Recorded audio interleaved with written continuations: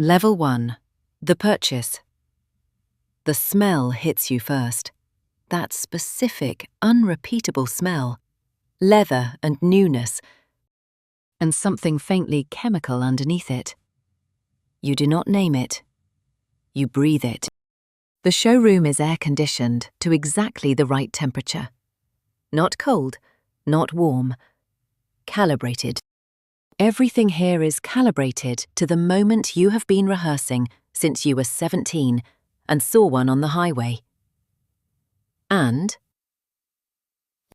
thought. One day. One day is today. You are 25. The car costs $47,000. You signed the paperwork 40 minutes ago. The pen was heavy, and the loan officer smiled and called you by your first name. You sit in the parking lot of the dealership, and you do not start the engine yet. You just sit. And for approximately 4 minutes, everything feels exactly the way you imagined it would. And then, you are not unusual. That is the first thing to understand. You are 25, and you have a job that pays $68,000, and you have been waiting, carefully, quietly, for the moment when you were allowed to spend. You grew up in a house where spending was controlled or chaotic, one or the other, never calm. You swore yours would be different. You would earn the thing. You would not wait forever. You would not be the person who never lets themselves have anything. So you let yourself have this. The monthly payment is $820. Your take-home is $4,100. The insurance is $310. The parking, you have had to rent a space now because the building doesn't have covered parking and you will not leave it on. The street is $185 a month. You have run these numbers. You have run them 3 times. They are tight but possible. You are 25. Tight but possible feels like the natural condition of being 25. What you have not run, because there is no calculator for it, because it does not appear on any financing worksheet, is the other number. The number that is not a number. The accumulation of small decisions, this one decision will now require from you for the next 5 years. The rule. The first one is this.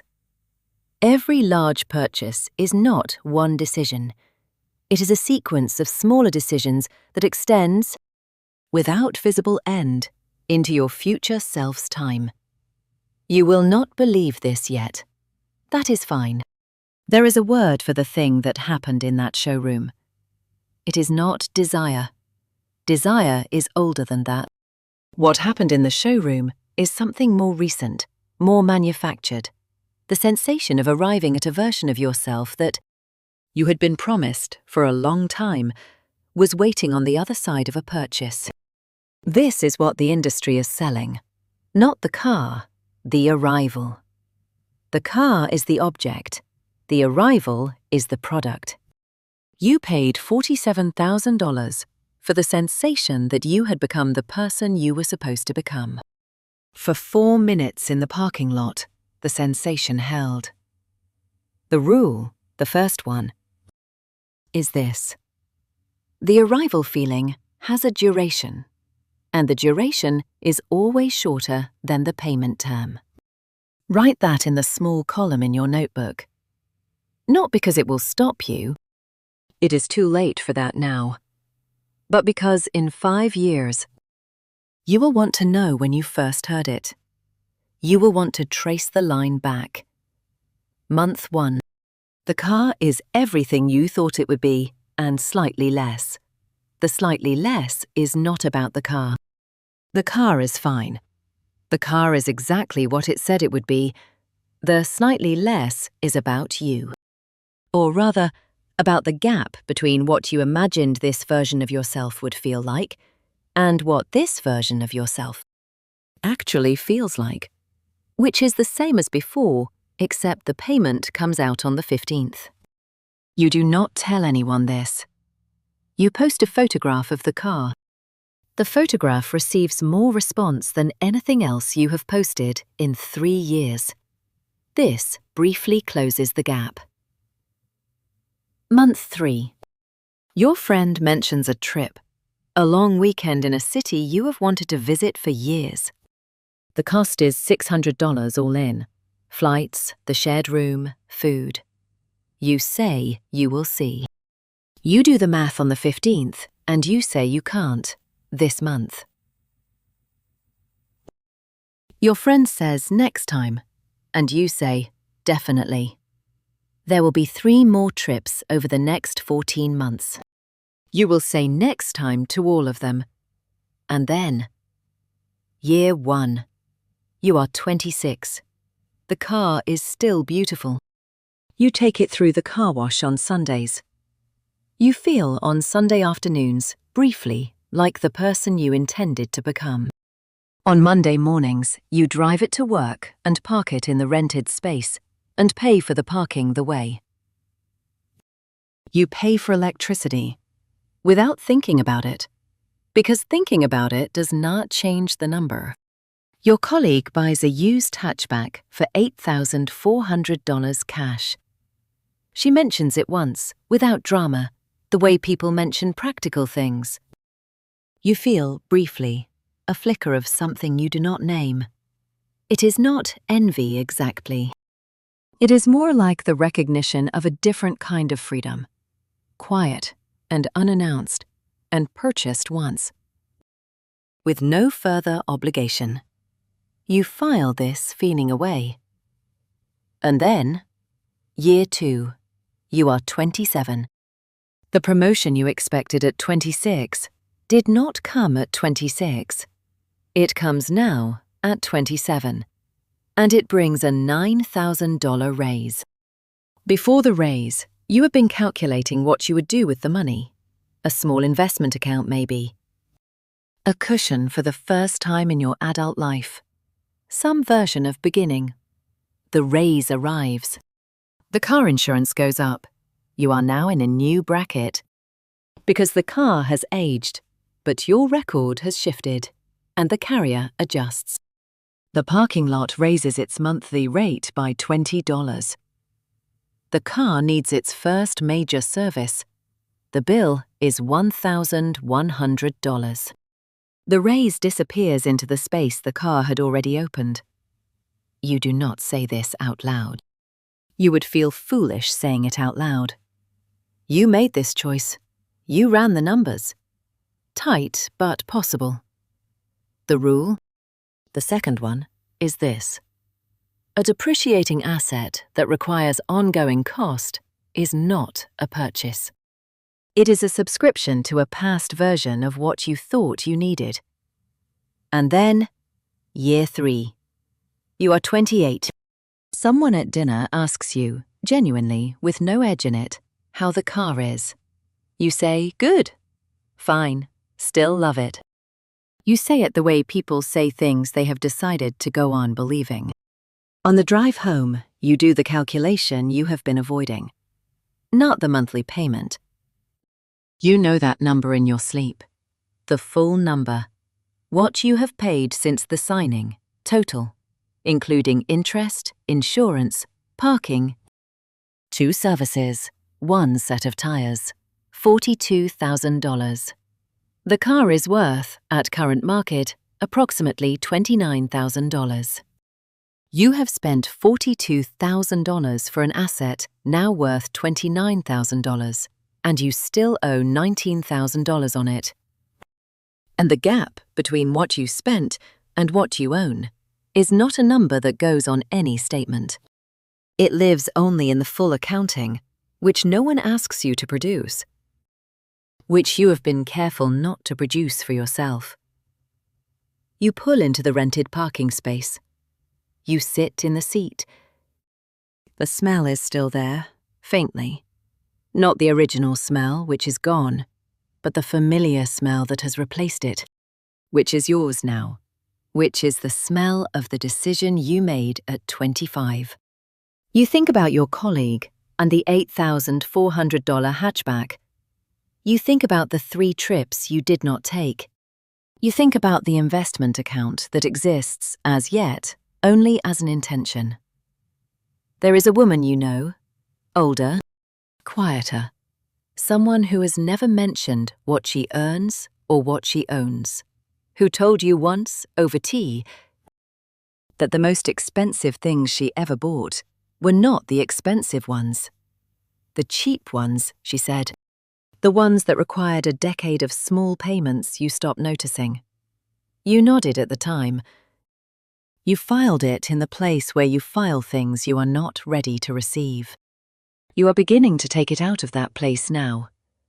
Not with regret exactly, with something more like the careful recognition that a younger version of yourself made a choice from inside a feeling. And the feeling was real. And the choice had a cost. And the cost is being paid in the only currency that does not appear on any statement.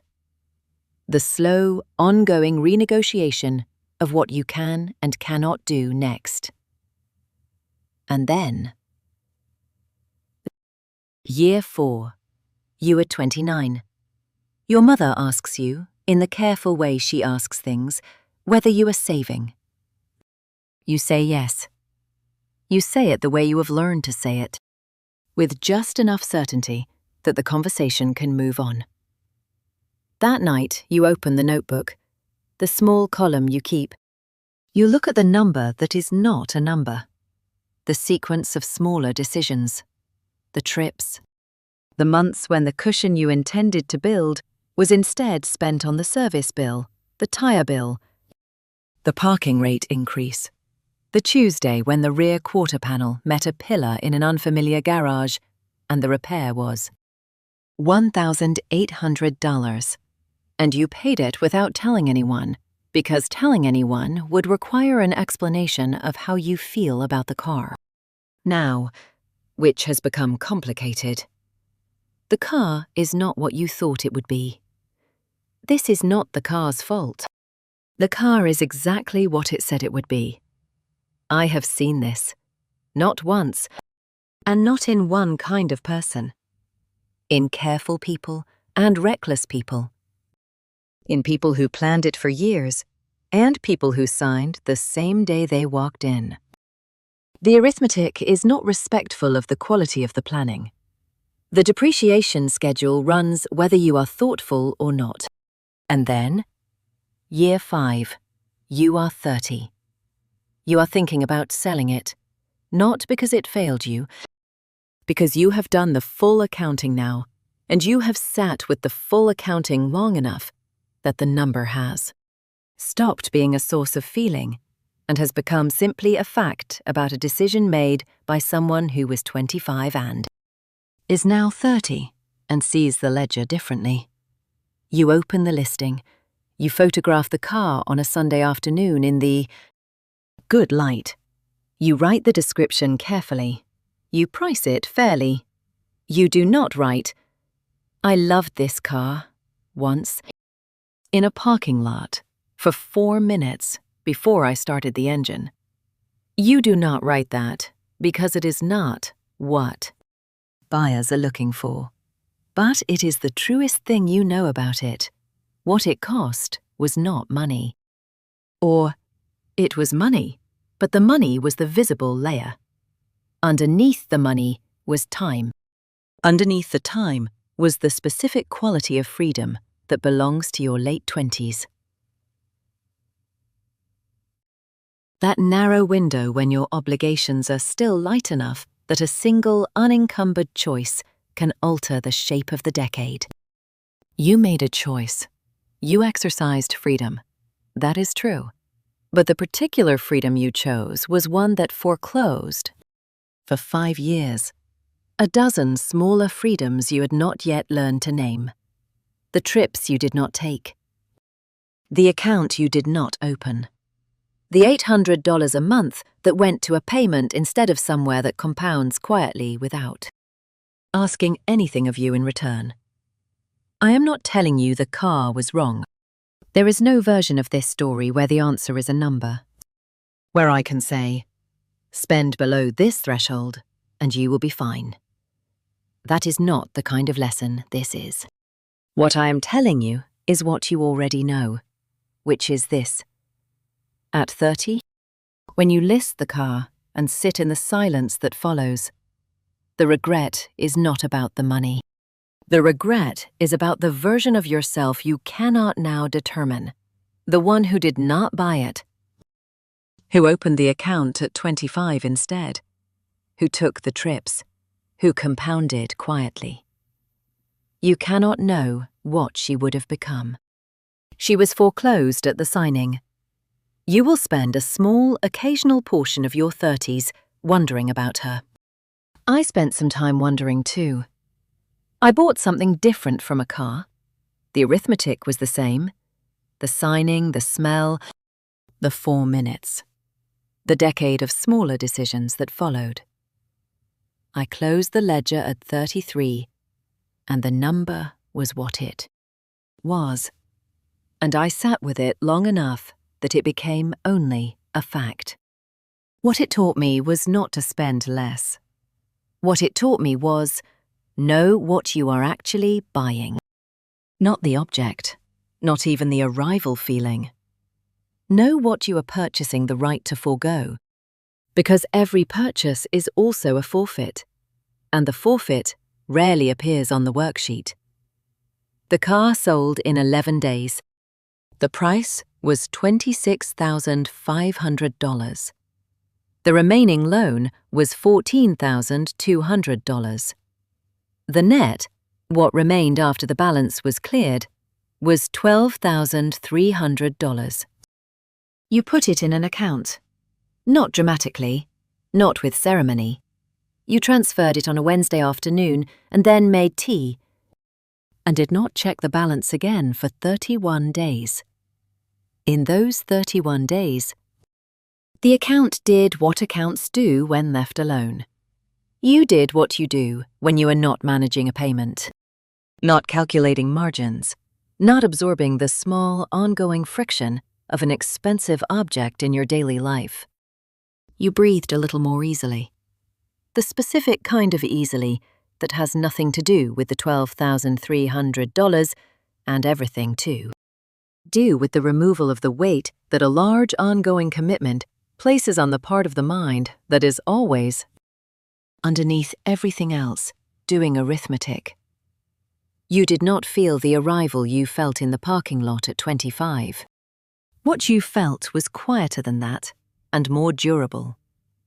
It was the low, level hum of alignment, the sensation that your resources and your intentions were, for the first time in 5 years, pointing in the same direction. The rule, the last one, is this. Freedom is not what you acquire. Freedom is what you stop obligating. You will not believe this fully at 25. You will begin to believe it at 30.